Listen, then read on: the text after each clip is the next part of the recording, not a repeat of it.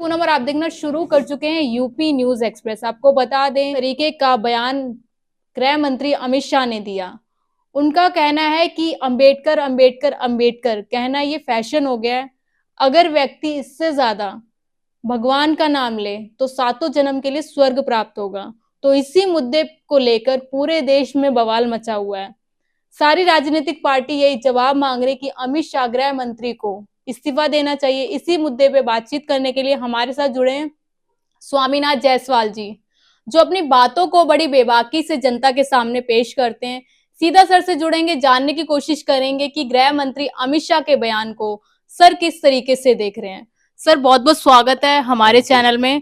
क्या कहेंगे जिस तरीके से गृह मंत्री अमित शाह कहते हैं कि अंबेडकर अंबेडकर अंबेडकर कहना एक फैशन हो गया है और सामने अंबेडकर जी की तस्वीर भी आपने रखी हुई है, किस तरीके से देख रहे हैं? देखिए, यूपी न्यूज के सभी दर्शकों को और देश के 140 करोड़ जनता को जय भीम।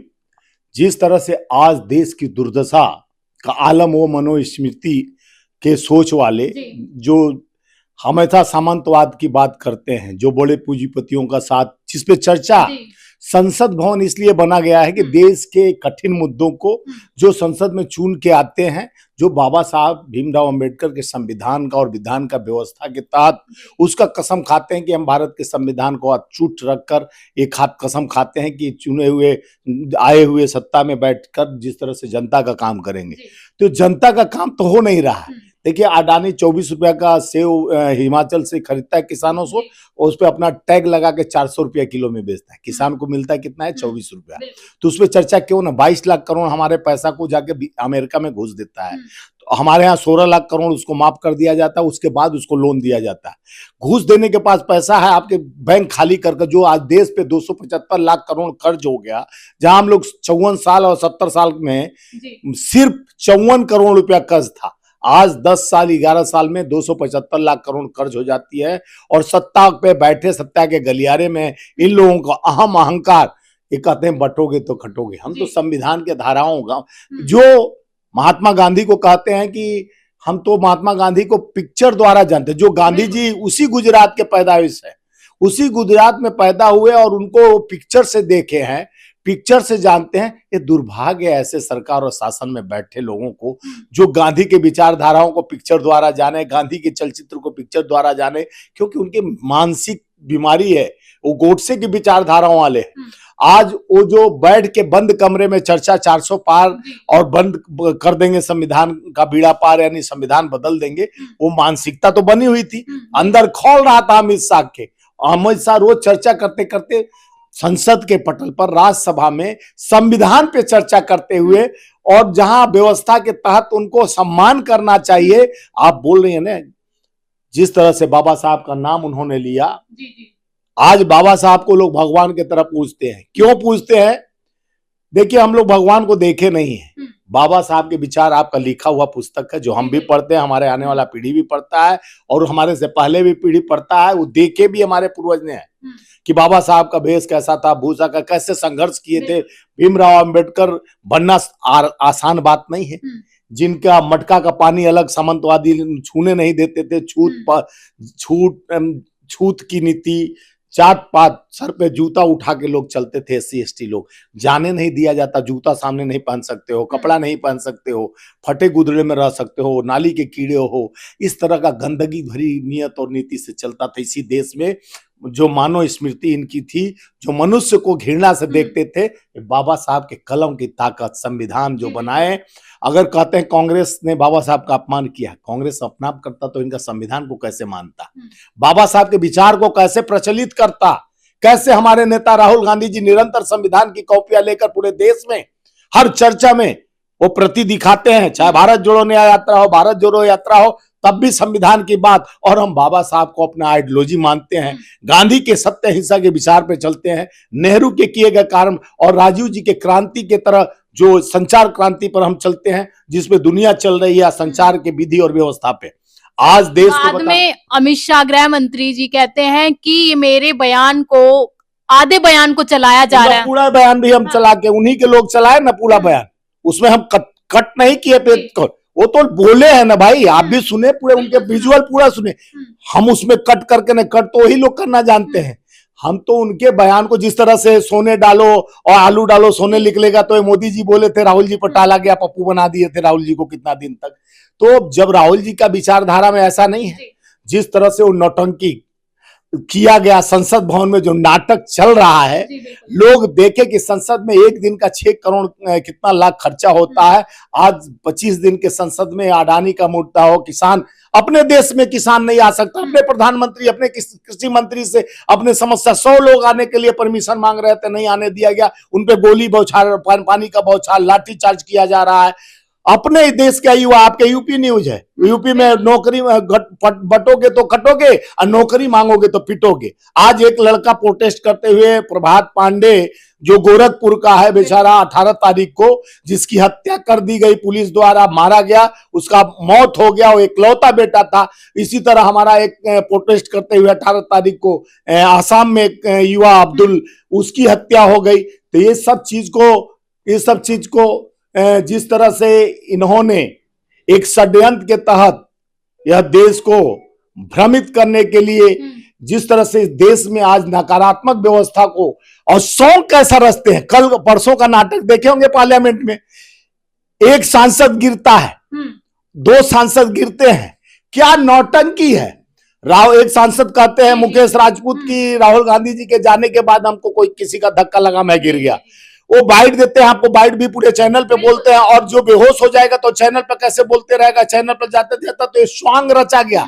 उनको आईसीयू में, यहाँ पर गरीब आदमी आके कई दिन से हॉस्पिटल के बाहर पड़ा रहता है, उसको आईसीयू नसीब नहीं होता है, मौत हो जाती है। यहाँ आईसीयू में जाकर ड्रामा खेला, ये जान रहे कि आईसीयू में किसी भी आदमी को जाना मेडिकल काउंसिल के खिलाफ है, उनपे एफआईआर होना चाहिए। जो मिलने आईसीयू के अंदर गए जितने मंत्री नेता, उनके पर भी एफआईआर होना चाहिए लॉज के अनुसार, कि आप आईसीयू के अंदर पड़, जो बेहोश है, मरने के करीब है, वो आईसीयू में जाता है। यहाँ तो एक पट्टी यहाँ लगी, रुमाल से चिपकाया गया, फिर उसके बाद 12 बजे रुमाल लगता है, 2 बजे फिर एक बड़ा पट्टी लगता है, 4 बजे 8 बजे पूरा सील कर दिया जाता है।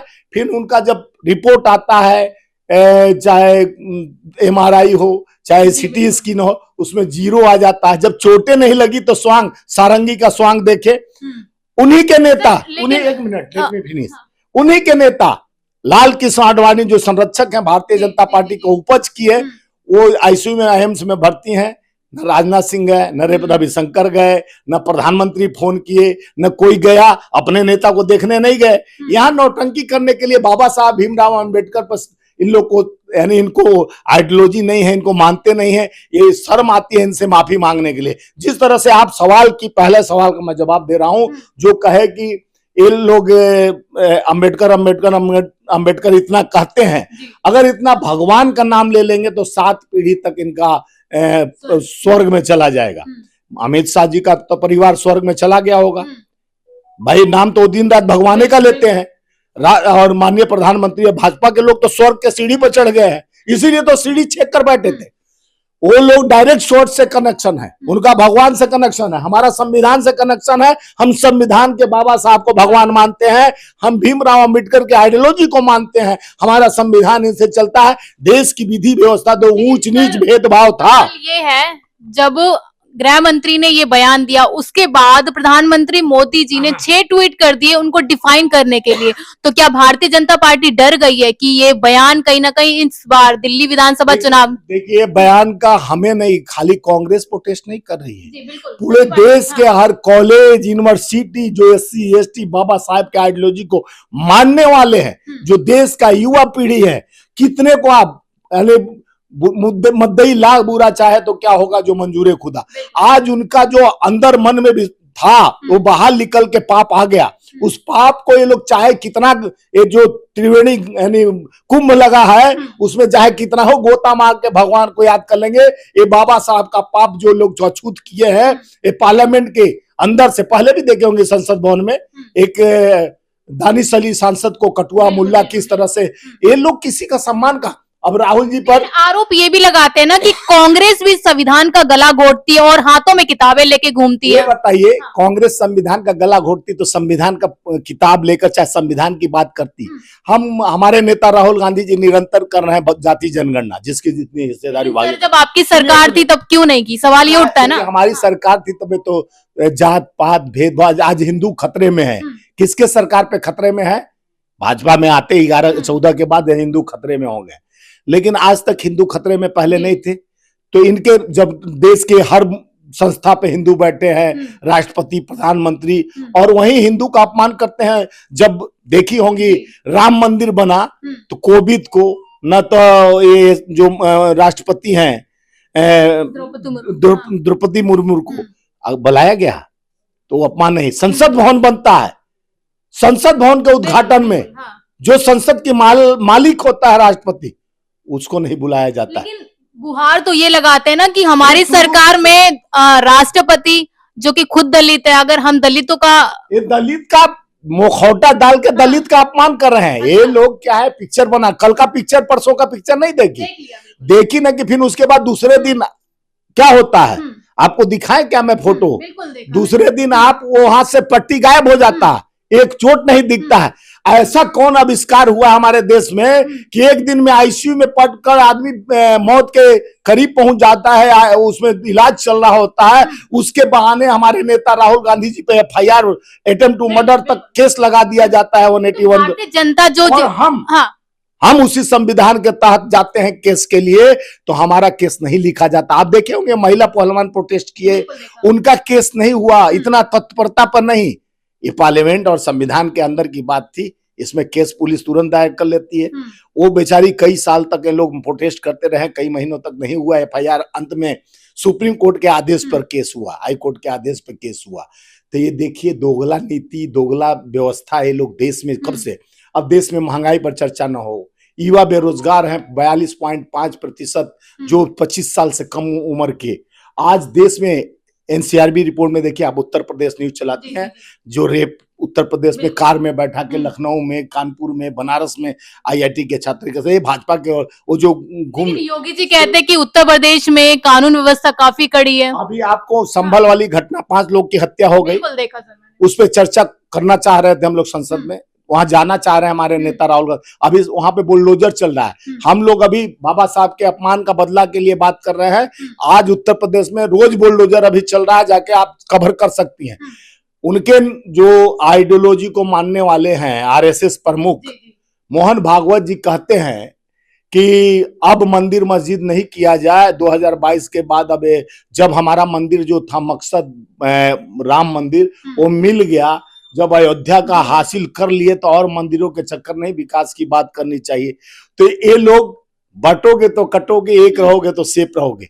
आप पूछिए कि उत्तर प्रदेश, चाहे महाराष्ट्र चुनाव, झारखंड चुनाव, चाहे पहले लोकसभा चुनाव में, कभी भी ये संविधान, विधान, चाहे व्यवस्था जो बोले थे 100 शहर को वो बनाएंगे, स्मार्ट सिटी, ये दौड़ाएंगे, स्किल डेवलपमेंट, ये नौकरी, 2 करोड़ 15 लाख खाते, इस पे कोई ये लोग चर्चा करते हैं? 10 साल हुए हमें अभी सत्ता में आए। 10 साल में बहुत चीज होता है। 10 साल में 10 साल में 10, एक से पढ़ेगा लड़का तो 10वीं पास कर जाएगा, 11 साल हो गया। 10वीं पास करके जॉब मांगने लगे, करे 10 साल में कुछ नहीं होता। एक पुश्त बीत जाता है, उसका 11 साल हो गया। और कांग्रेस से 14 साल राज किया, तो उसमें तो और पार्टियां राज की थी। तो कांग्रेस के समय में नेहरू जी ने IIM, एम्स, IIT, इसरो, बड़े मिसाइल से लेके, जहां आप जानते थे सुई नहीं बनता था, गरीबी का हमारा, अंग्रेजों से हम लोग जिस तरह से छीन कर सत्ता में वापस आए और आजादी की लड़ाई लड़े। 9 साल तक नेहरू जी जेल में रहे, उनकी माता जी, उनके सारे लोग। और देखिए कहते हैं परिवारवाद, नेहरू जी के बाद इंदिरा जी कभी सांसद वगैरह नहीं बनी थी उनके रहते। सरदार पटेल की बेटी को राज्यसभा भेजा गया, लेकिन इंदिरा जी को कुछ नहीं बनाया गया था। जैसे प्रियंका जी का भी हुआ, पहले कुछ नहीं थी इंदिरा जी, उसके बाद लाल बहादुर शास्त्री को बनाया गया नेहरू जी के बाद।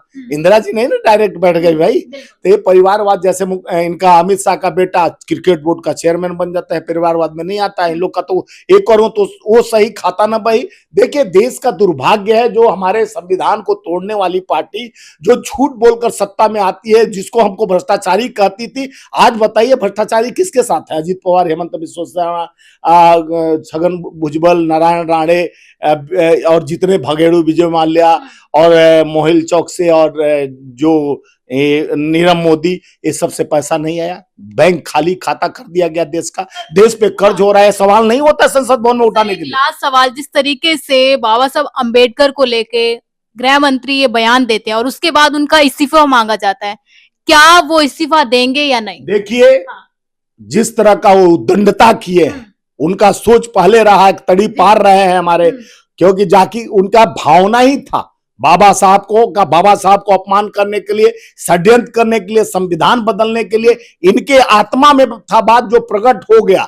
इनके प्रभु श्री राम ने जैसे अयोध्या में हारना पड़ा, भय प्रकट कृपाला दीनदयाला कौशल्या हितकारी, उन्होंने कृपा किया, सत्य का साथ दिया, सत्य का वचन इनके मुंह से निकल गया।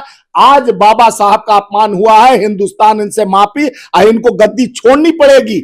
इस तरह का तुष्टीकरण, इस तरह का स्वांग रचकर, जिस तरह से संसद में मजाक बनाकर, जिस तरह से राहुल गांधी जी को बदनाम, राहुल गांधी जी निरंतर अडानी, किसान, मजदूर, युवा और देश के मिडिल, ये देश का दुर्भाग्य। 11 लाख लोग यहाँ से पलायन करके एनआरसी की बात करते हैं। भारत के लोग जाके विदेश की नागरिकता ले लिए। हमारे देश का प्रधानमंत्री कहता जिस देश का नोट गिरा होता उस देश का सरकार गिरी होती है। आज इतना गिरते जा रहे हैं। देश की विधि व्यवस्था और देश का क्राइम बढ़ते जा रहा है। महिला का सुरक्षा भी एक गारंटी खाली देते हैं, इनके गारंटी का कुछ गारंटी नहीं। ये बाबा साहब का अपमान नहीं सहेगा हिंदुस्तान। गद्दी छोड़ो, अमित शाह जल्दी छोड़ो, नहीं तो देश आपके आकर खड़ा होके सवाल की संविधान का अपमान, बाबा साहब का अपमान, ये है दलितों और गरीब पिछड़ों का भगवान। तुम भगवान को नहीं देखे हो, हम भगवान को सामने रखे हैं। जय भीम।